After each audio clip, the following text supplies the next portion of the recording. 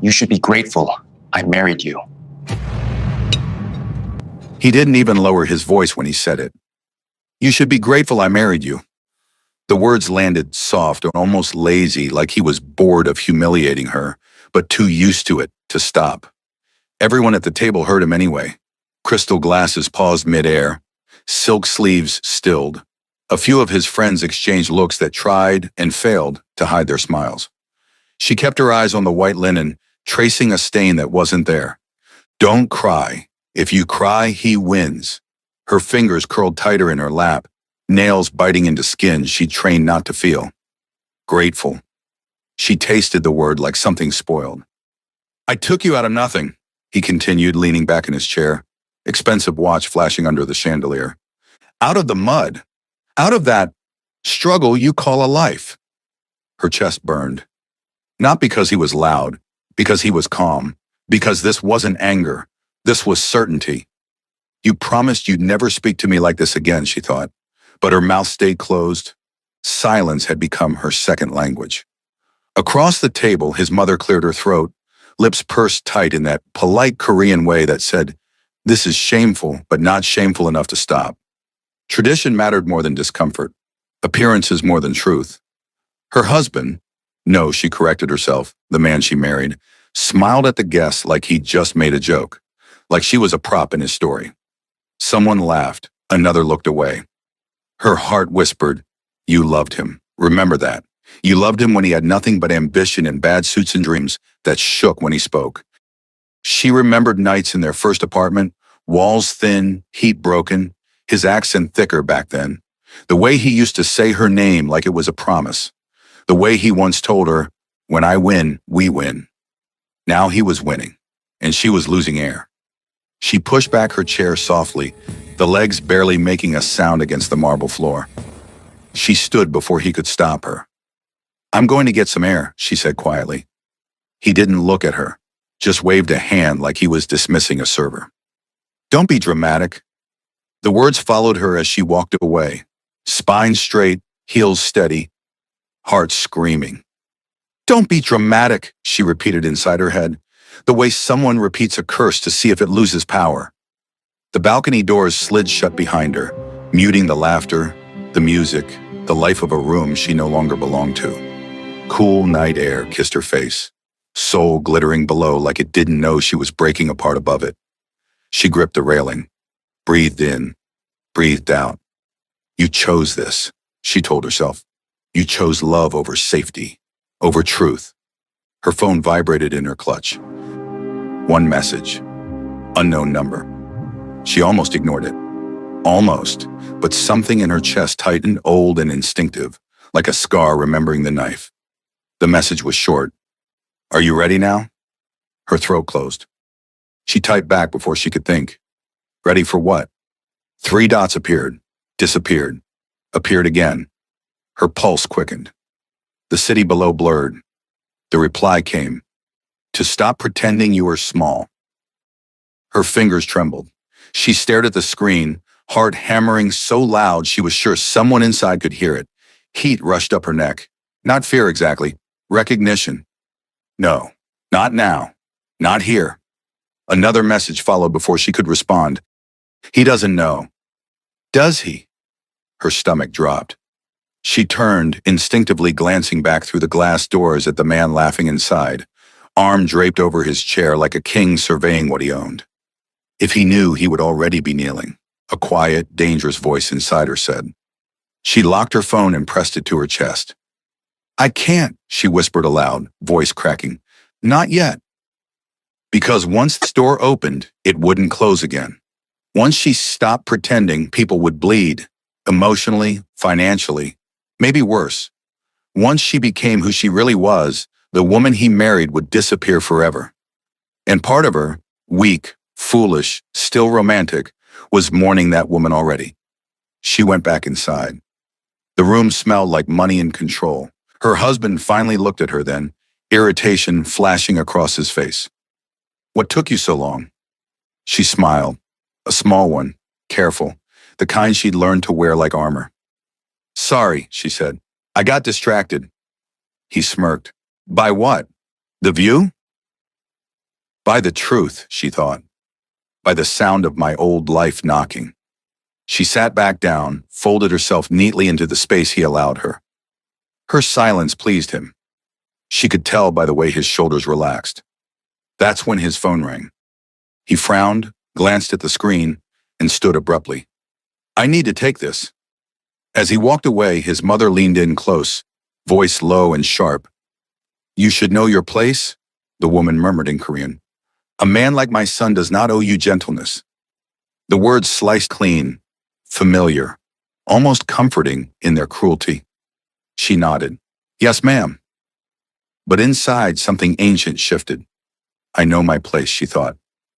I just stopped living in it. If you're new here, welcome to Afro-Korean Stories TV. This is where love gets dangerous, power hides behind romance, and the truth never stays buried for long. If you feel that ache in your chest already, you're in the right place. Subscribe. Stay with us. He came back 10 minutes later, face tight, smile gone. We're leaving, he said. She blinked. Leaving? Now. The room felt colder, chairs scraped, eyes followed them. She stood automatically, purse clutched to her side. As they walked toward the exit, she felt it again, that pull in her chest. Her phone buzzed once more. She didn't look. She didn't need to. She already knew what it would say. Outside, the night swallowed them whole. Valets moved like shadows, engines purred. He stopped suddenly, turned to her, eyes sharp with something she hadn't seen before. You embarrassed me tonight, he said. Don't do it again. Her heart didn't race this time. It slowed. She met his gaze. I didn't say anything, she replied softly. That's the problem, he snapped. People might start thinking you matter.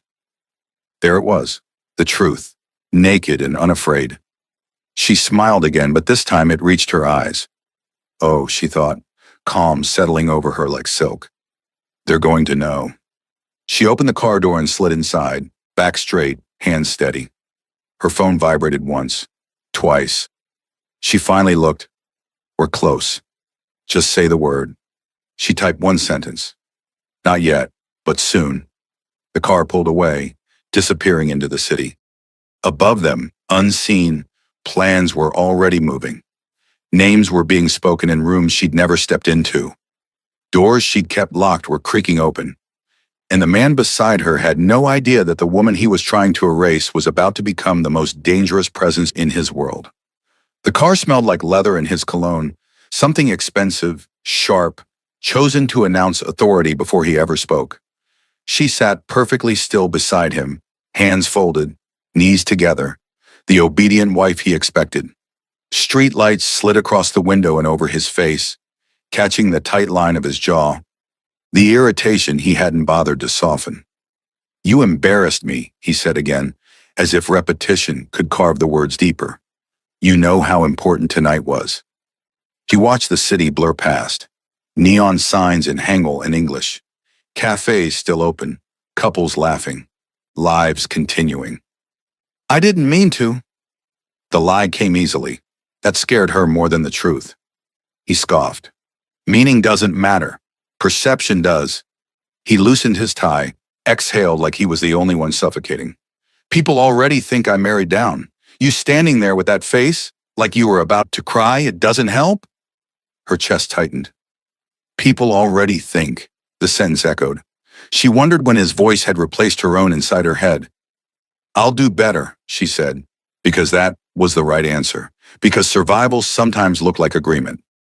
He nodded, satisfied, and turned up the radio. Korean ballads filled the car, something about longing and regret. She almost laughed at the irony. Her phone vibrated again in her purse. She didn't move. Ignore it, she told herself. Just get home. Just survive tonight. But the vibration came again. Longer this time. Insistent. He glanced over. Who's that? No one, she said too quickly. He reached out, palm open. Let me see. Her heart slammed. A dangerous instinct rose in her throat. Protect, hide, run. She forced herself to stay calm, slowly pulling the phone out and placing it in his hand like an offering. He scrolled. His brow furrowed. Unknown number. 2 short messages. We're close. Just say the word. He laughed, actually laughed, tossing the phone back into her lap. Spam. Even scammers can smell desperation. The word hit her harder than his insults earlier. Desperation. As if she were some stray thing begging to be chosen. She smiled faintly and slipped the phone back into her purse, fingers brushing the smooth leather inside. There was something else there. An envelope, thin, unassuming, heavy with consequences. She hadn't planned to bring it tonight, hadn't even known she would need it, but her body had moved on instinct when she left the apartment earlier, sliding it into her bag like a secret talisman. The car slowed as they entered their building's underground garage. The lights flickered overhead, concrete walls closing in. He parked, cut the engine. Tomorrow, he said, unbuckling. My parents are coming for dinner. Wear something appropriate, and try not to look so tired. She nodded. Yes. They rode the elevator up in silence, the hum of cables, the soft chime of passing floors. She studied their reflections in the mirrored walls, him tall, polished, untouchable, her smaller, darker, deliberately muted, a wife shaped to fit a narrative she hadn't written. When the doors opened, she stepped out first. Their apartment was immaculate, cold, minimalist lines, neutral tones, success without warmth. He loosened his cuffs. I'm going to shower. Don't wait up. She watched him disappear down the hall, the bedroom door clicking shut behind him. The sound felt final. Her knees weakened the moment she was alone. She sank onto the couch, clutching her purse like it might anchor her to this reality. The phone buzzed again.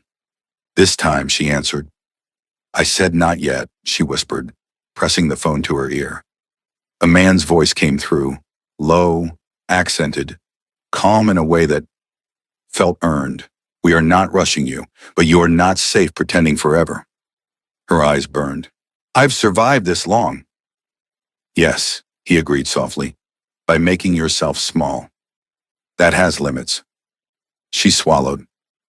You promised you wouldn't interfere unless I asked. And I will keep that promise, he said. A pause. But others may not. Her breath caught. What do you mean? There are people watching you now, he replied.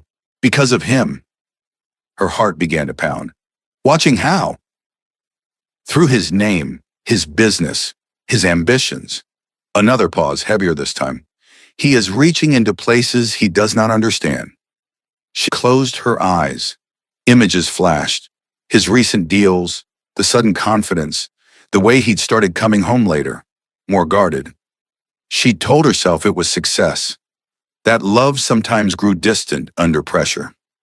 You need to be careful, the man continued, and you need to decide who you are going to be when the ground moves. Time equals sign 0.6s. Tears slipped down her cheeks, silent, hot. I just wanted a family. I know, he said, and somehow that broke her more than anything else. That is why I owe you everything. The call ended before she could respond. She sat there for a long time, staring at nothing, listening to the muffled sound of water running in the bedroom. Her husband humming softly, carefree.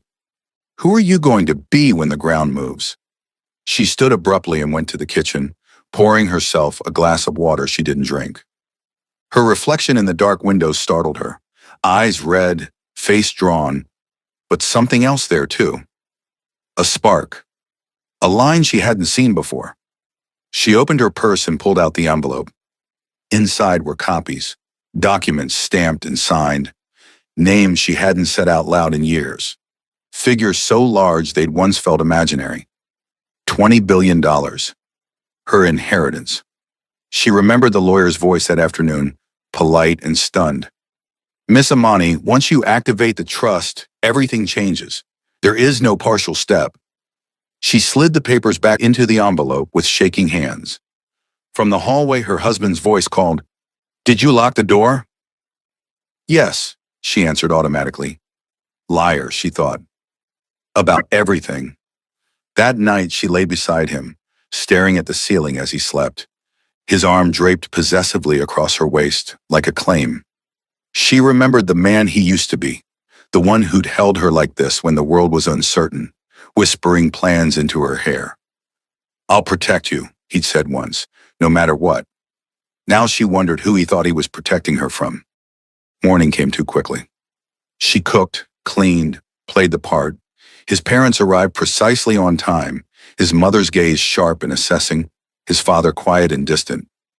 Dinner was polite, tense, filled with coded remarks and expectations. "You should consider your future," his mother said over dessert, eyes never leaving her face. "A woman like you, security is not guaranteed."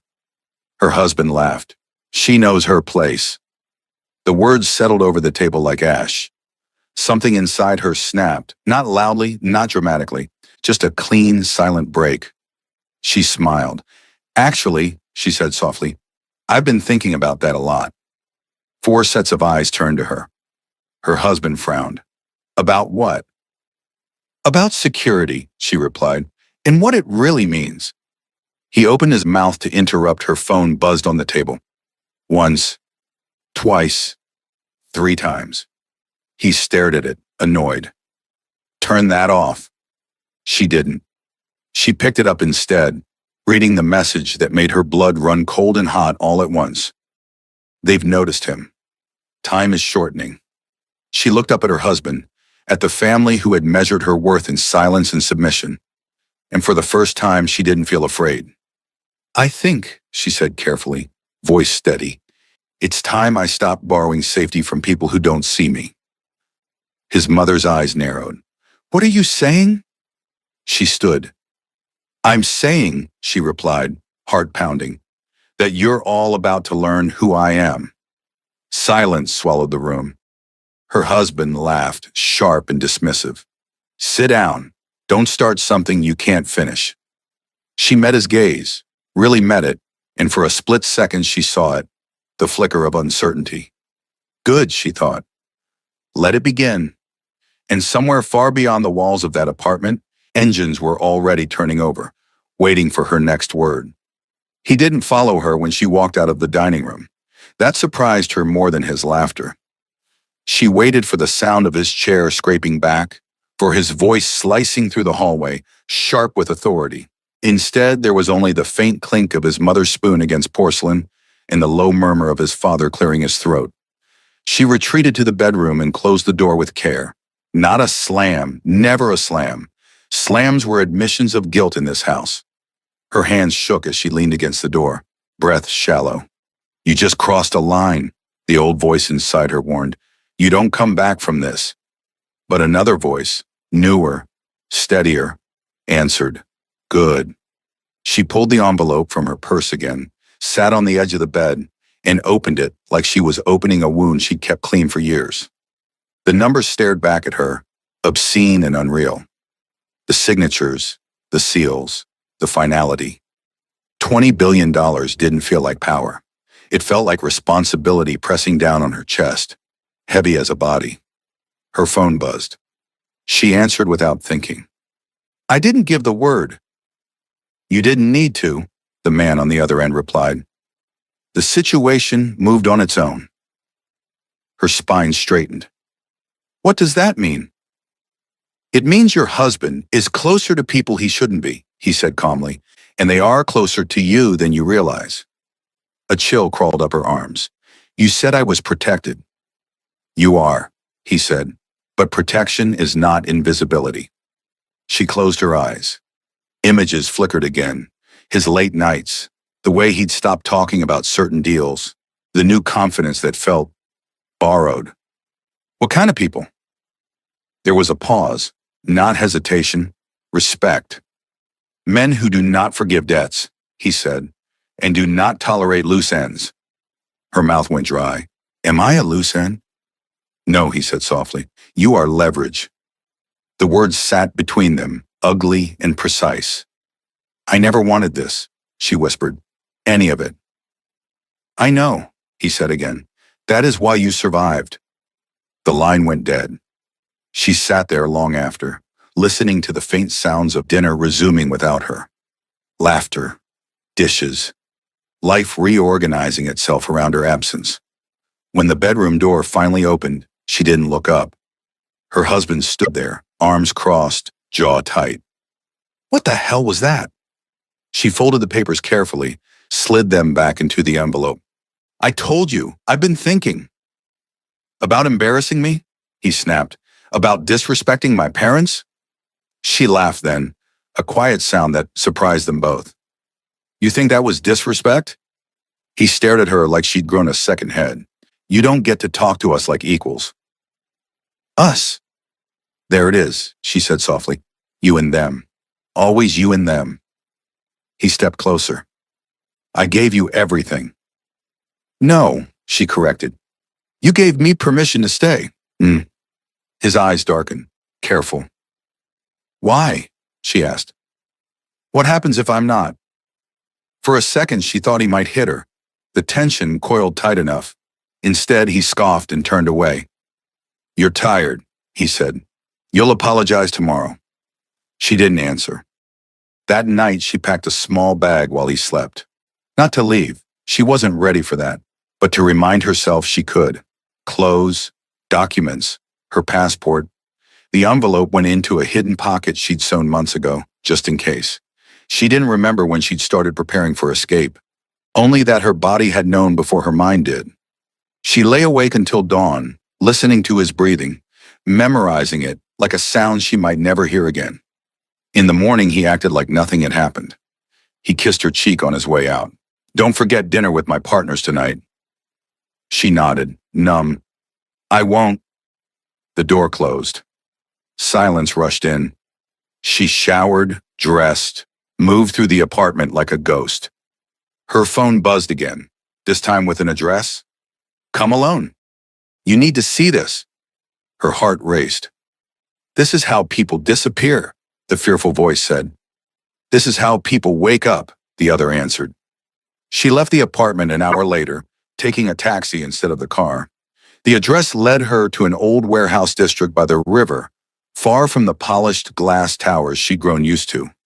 Rusted metal, faded signs, men lingering in shadows. The driver glanced at her in the rearview mirror. You sure about this place? She swallowed. Yes. She stepped out, heels echoing against cracked concrete. A black sedan waited near the entrance, engine running. The door opened before she reached it. A man stepped out. He was older than she remembered. The years had etched lines into his face, but his eyes were the same, dark, assessing, alive with memory. You came, he said, inclining his head slightly. Not a bow, something more personal. You asked, she replied. He studied her for a long moment. You look smaller. She almost smiled. I learned how. He gestured toward the warehouse. Come. Inside, the air was cool and smelled faintly of oil and rain. Men stood scattered throughout the space, all of them alert, all of them watching her with a respect that made her skin prickle. Not desire, not judgment, awareness. This isn't about intimidation, she said, hugging herself. If that's what you think. It is about truth, he interrupted gently, and timing. They stopped before a table covered in files. Photos, maps. Her stomach dropped as she recognized her husband's face in several of them. What is this? She whispered. His expansion, the man said. The partners he believes are investors. The debts he doesn't know he owes yet. Her hands trembled as she picked up a photo, her husband shaking hands with a man whose face was blurred, background unmistakably foreign. He told me it was clean money. The man looked at her. He lied. The word didn't hurt the way she expected. It felt clarifying. He's in too deep, she said. Yes. And if I do nothing? The man met her gaze. Then you will be used to keep him compliant. Her chest tightened. Used how? By reminding him what he stands to lose, he said carefully. Wives are effective pressure points. She laughed, bitter. He doesn't even like me. He likes what you represent, the man corrected. Stability, respectability, a mask. She set the photo down, hands clenched. So what do you want from me? He didn't answer immediately. When he did, his voice was quiet. I want you to choose yourself. Her breath hitched. That's it? That is everything, he said. If you activate the trust, the balance shifts. He becomes irrelevant. Dangerous men lose interest. And if I don't, then you remain exposed. She stared at the files, at the life she tried so hard not to see. Love shouldn't require this, she thought. It shouldn't feel like a war. I need time, she said. He nodded. You have less than you think. She turned to leave, heart pounding, head spinning. At the door, she paused. Why are you helping me? He smiled faintly. Because once, when I had nothing, you treated me like I was human. The ride back felt unreal. The city looked different now, less friendly, more honest. Every reflection in every window felt like a question. At home, she dressed for dinner with his partners. A simple black dress, no jewelry. Power didn't need decoration. As she checked her reflection, her phone buzzed again. This time, a message she hadn't expected. From her husband. We need to talk. Before tonight. Her heart skipped. She typed back. About what? The reply came almost instantly. About you. She stared at the screen, pulse roaring in her ears. He knows, the fearful voice whispered. He's afraid, the other corrected. She slipped her phone into her purse and walked toward the door, shoulders back, breath steady. If you're still with us right now, still holding your breath, still feeling that pressure in your chest, don't let go. Like, subscribe and stay. Because from here on out, nothing in her life stays untouched. She stepped into the hallway, the door closing softly behind her. And somewhere between the woman she had been and the one she was becoming, the world began to tilt. They met at a cafe he used to love back when loving things had still felt safe. Floor-to-ceiling windows, clean lines, soft jazz humming like it was trying to soothe secrets out of people. She arrived first and chose a table near the back, where she could see the door and the reflections in the glass. Old habits resurfaced easily. You're acting like prey, she thought, then corrected herself. No, I'm acting like someone who finally understands the hunt. He walked in 5 minutes late, suit immaculate, expression controlled. He smiled when he saw her, the version of himself he showed the world snapping neatly into place. There you are, he said, leaning in to kiss her cheek. She didn't pull away. She didn't lean in either. They sat. For a moment, neither spoke. Cups were set down, orders taken. The server smiled at them like they were any other successful couple with a future. He broke first. You've been acting strange. She raised an eyebrow. Only recently? He ignored that. You embarrassed my parents. You embarrassed me. And now you're disappearing in the middle of the day, taking calls you won't explain. Her heart thudded, but her voice stayed calm. I didn't know I needed permission. You need context, he snapped, then softened his tone. There are things happening right now. Big things. I need you steady. Steady for what? She asked. For who? For me, he said, like it was obvious. I'm building something, and I need my wife on my side. The word wife hung between them, heavier than it should have been. She wrapped her hands around her cup, grounding herself in the heat. Is that why you talk to me like I'm disposable? He stiffened. I don't. You do, she said quietly. You just don't call it that. His jaw tightened. You're being sensitive. She smiled faintly. And you're being honest for the first time? Silence stretched. The jazz track changed. A couple laughed somewhere near the window. I'm under pressure, he said finally. You wouldn't understand. She looked at him then, really looked, the man she'd loved. The ambition that had once inspired her now felt sharp, edged with desperation. What have you tied yourself to? She wondered. Try me, she said. He hesitated. That was new. There are investors, he said carefully. They move fast. They don't like uncertainty. And I'm uncertainty, she replied. He sighed, rubbing his temples. You're unpredictable lately. Her phone buzzed in her purse. She didn't check it. She didn't need to. Her attention stayed locked on him. What happens, she asked slowly, if your investors decide they don't like me? His eyes flicked up, sharp. Why would you ask that? Answer the question. He leaned back, studying her. For the first time, she felt like he was really seeing her and not liking what he saw. They'd see you as a liability. There it was, the word again. And what do they do with the liabilities? She pressed. He didn't answer immediately. When he did, his voice was flat. They remove them. Her pulse roared in her ears, but she didn't flinch. Is that a threat? She asked. Of course not, he said quickly. I'm just explaining reality. She nodded slowly. Thank you. For what? For finally telling me the truth. She stood before he could respond. Wait, he said, reaching for her wrist. She pulled away gently but firmly. We'll talk tonight, she said, like you asked. She walked out before he could say anything else, her legs trembling only once she hit the street. Outside, the sky was low and gray, the city pressing in. Her phone buzzed again. She answered without stopping. He knows something, she said, or he suspects. The man on the other end didn't sound surprised. Yes. You said I was a leverage. Is that still true? Yes. Her throat tightened. Then I want out. There was a pause, longer this time. Once you step forward, he said, you cannot step back. I know. Say it clearly. She inhaled, exhaled. I choose myself. The words felt strange, heavy. Right. Then come home tonight, he said, and do nothing. We will handle the rest. Her steps slowed. What does handle mean? It means, he replied calmly, that tonight will change everything. The line went dead. She went home and prepared like she was going to war disguised as dinner. She showered, dressed slowly, deliberately. She chose a deep red dress she'd never worn around his family. Too bold, too visible. Tonight she wanted to be seen. When his partners arrived, the apartment filled with unfamiliar energy. Men with sharp eyes and polite smiles, expensive watches.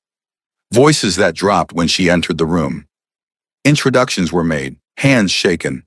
She noted who looked at her too long, who barely acknowledged her existence. Her husband stayed close, a hand at the small of her back, possessive. Behave, he murmured like a joke. She smiled sweetly. Always. Dinner progressed, wine flowed, deals were hinted at. Laughter rose and fell, and then the knock. Everyone stilled. Her husband frowned. We're not expecting anyone else. Another knock, firmer. I'll get it, she said, already standing. His hands shot out, gripping her wrist. Sit down. She met his gaze. Calm, unafraid. I've got it. She walked to the door, heart pounding but steady. When she opened it, the hallway was full. Men in black suits stood in quiet formation. Behind them, the man she'd spoken to for years, who had once bled in her arms, who had once sworn a debt he never forgot, stepped forward. Her breath caught. He inclined his head. Respect. Recognition. Good evening, he said. May we come in? Behind her, chairs scraped. Voices rose in alarm. Her husband appeared at her side, face drained of color. Who the hell are you? The man's gaze flicked to him briefly, dismissively. Not your concern. Her husband laughed, high and brittle. This is a private residence. The man smiled faintly. Not tonight. She stepped forward before anyone else could speak. You're here, she said softly. Yes, he replied. You gave the word. Her husband stared at her. What is he talking about? She turned to face him. And in that moment, she felt the last fragile piece of the woman she'd been far away. Sit down, she said. He blinked. Excuse me? Sit, she repeated. Voice steady, eyes unflinching. Something in her tone, something final, made him obey. The man stepped inside. His presence shifted the air, the balance of power tilting so sharply it was almost audible. The partners exchanged glances, fear blooming behind their eyes. I believe, the man said calmly, we need to discuss some misunderstandings. He looked at her, waiting. She nodded once. Let's talk, she said. And as the door closed behind them, sealing everyone inside, she understood, fully, terrifyingly, that there was no version of tonight where anyone left unchanged. The room didn't explode the way she'd imagined it might. There was no shouting at first, no sudden violence. Just a thick, suffocating stillness like everyone's lungs had forgotten how to work at the same time. Her husband sat frozen at the head of the table, his fingers still curled around his wineglass. One of the men he'd called a partner reached instinctively for his phone, then thought better of it when one of the suited men by the door shifted his weight. Just slightly. That was all it took.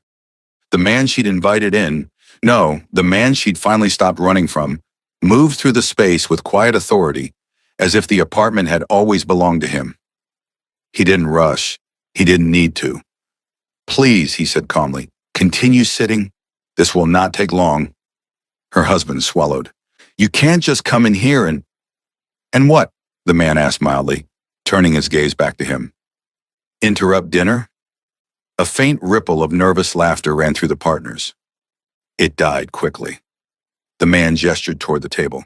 "You have been very busy, expanding, borrowing influence, promising things you do not own." Her husband forced a smile. "I don't know what you think this is, but you're making a mistake." The man tilted his head. "You mistake confidence for immunity." She stood slightly apart from the table now, close enough to be seen, far enough to breathe. Every eye flicked to her at intervals, trying to read her face. Good luck, she thought. I don't even recognize it myself. One of the partners cleared his throat. "If this is about money—" "It is always about money," the man replied. "But tonight, it is also about her." The word landed heavy. Her husband turned to her sharply. "What did you do?" She met his gaze, and for the first time in their marriage, she didn't soften herself for him. "I stopped protecting you from the truth." "What truth?" His voice cracked. "You think you can just bring criminals into my home?" "This isn't your home," she said quietly. "It just looks like it." The man smiled, almost fondly. "She is correct." He nodded to one of his men, who placed a folder on the table. It slid across the polished surface, stopping directly in front of her husband. "Your debts," the man continued. "Your real investors, the ones you never told your wife about." Her husband stared at the folder like it might bite him. "That's fake?" "Open it," the man said. He didn't. His jaw worked, eyes darting to the partners around the table. Some looked confused. Others looked suddenly very afraid. "You see," the man went on, voice conversational, "you believed you were climbing. In truth, you were being lifted because someone wanted access." "Access to what?" her husband snapped. The man's gaze slid to her. "To her," he said simply. Her stomach clenched, but she didn't move. One of the partners pushed back his chair. "This is insane. I'm leaving." He made it 2 steps before a suited man blocked his path. No hands were raised, no threats spoken. The message was clear anyway. "Sit," the man said calmly. The partner sat. Her husband finally snapped the folder open. Papers rustled, color drained from his face with every page. This isn't possible," he whispered. "I didn't sign these." "No," the man agreed. "You authorized them." Her husband's head jerked up. "I would remember." The man's expression didn't change. "Not when ambition is louder than caution." Silence again. Thick, crushing. Her husband's voice dropped. "Why are you doing this?" The man looked at her. She stepped forward then, heels clicking softly against the floor. Her heart pounded, but her voice didn't shake. "Because you lied," she said. "Because you put me in danger without even telling me. Because you decided my life was collateral." He stared at her like she was a stranger. "I was protecting you." She laughed, a sharp, broken sound. "By treating me like something expendable?" One of the partners muttered, "Jesus." Her husband stood abruptly.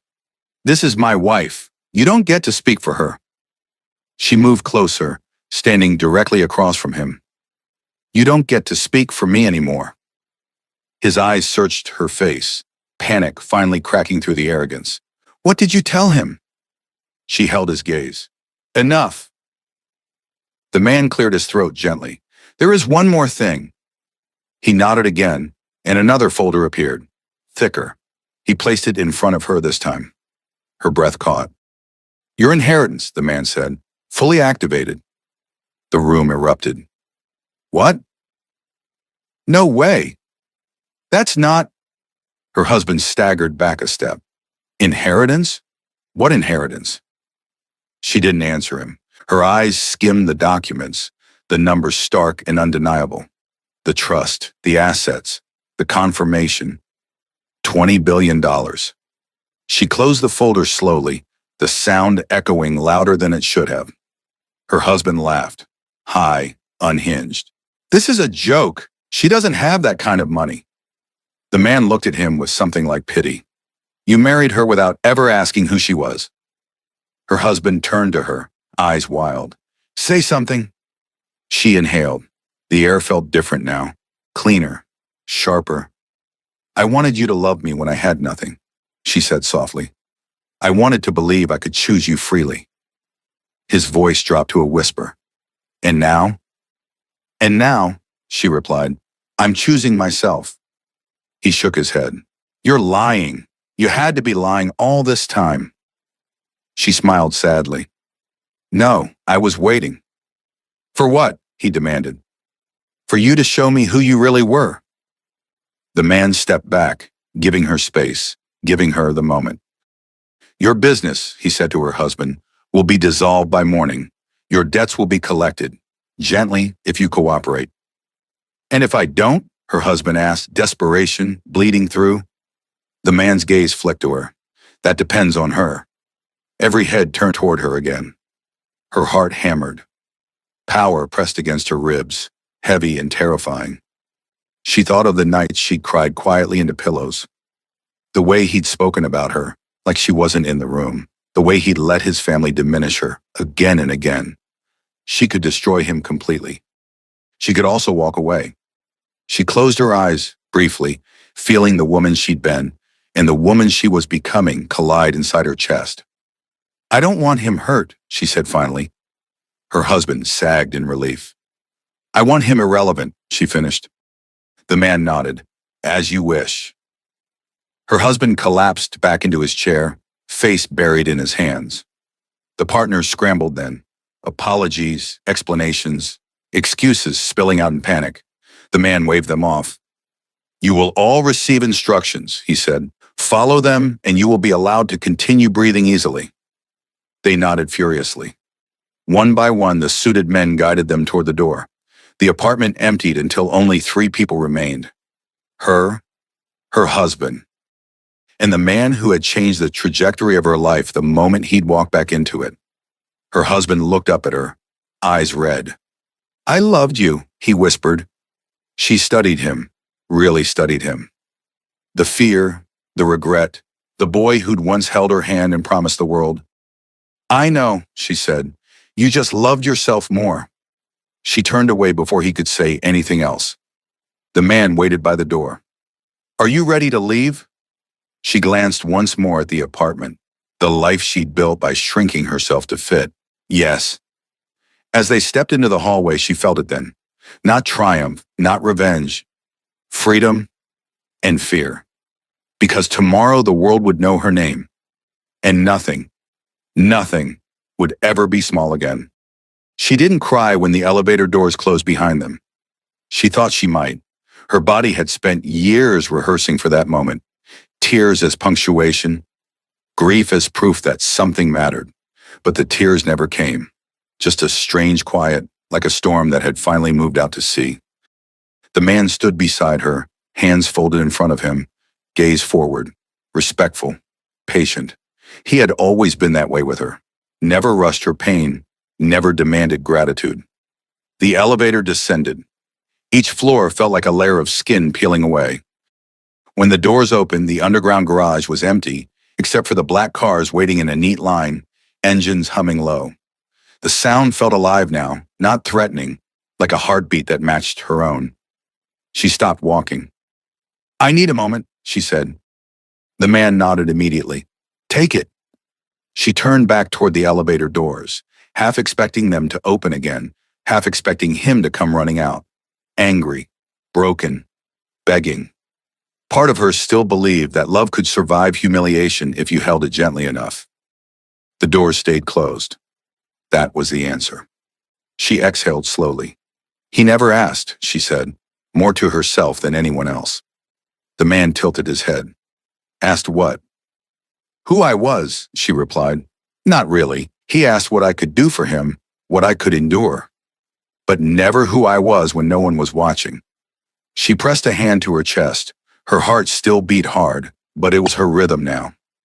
When someone doesn't ask, the man said quietly, it is because they are afraid of the answer. She laughed softly. I think he was afraid I might matter. They walked to the car together. A door opened before she reached it. Inside, the leather seats were cool, the space wide enough to stretch without apology. She sat, spine straight, hands resting openly on her lap. No clutching, no hiding. As the car pulled away, souls slid past the windows.